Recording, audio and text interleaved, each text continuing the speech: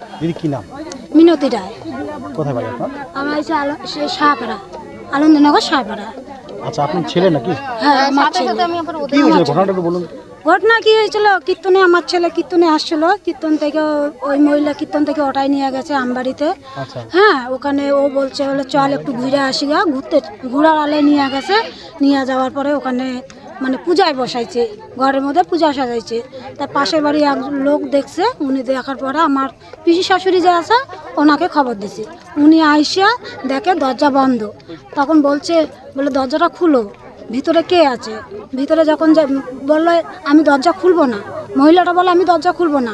এই ভিতরে আমার নাতিকে দেখলাম, এরা পাশের বাড়ির লোকে বললো তাহলে দরজাটা খুল, আমার নাতিকে দাও, তুমি কি করো করো। হ্যাঁ, আমার নাতির সাথে তোমার কি, আমার মানে দিবে না, ওকে আমি দিব না।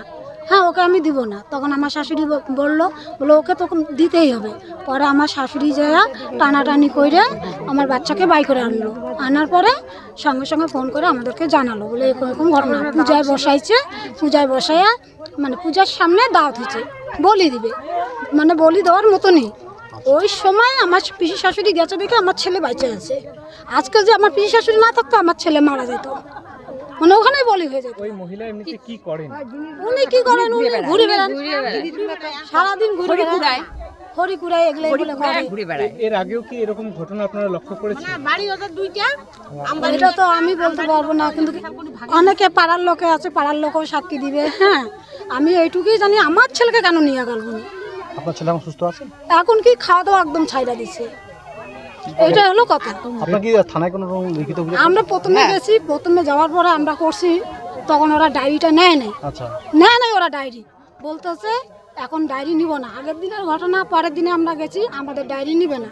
তাও আমরা লিখিত দিয়ে আসছি, কিন্তু আমাদেরকে কোনো কপি টপি কিচ্ছু দেয় নাই, আচ্ছা, তারপর? কিচ্ছু দেয় নাই। আমরা চলে আসি, আমরা সাধারণ লোক, আমরা কিচ্ছু জানি না যে আমরা এত কিছু করলে পরে যে এইরকম যে জিনিসটা হবে, আমরা তো ওগুলো জানি না। পরে তো এই যে আমার ওখান থেকে আমরা চলে আসলাম, কীর্তনের জন্য আমরা কিচ্ছু করতে পারি নাই।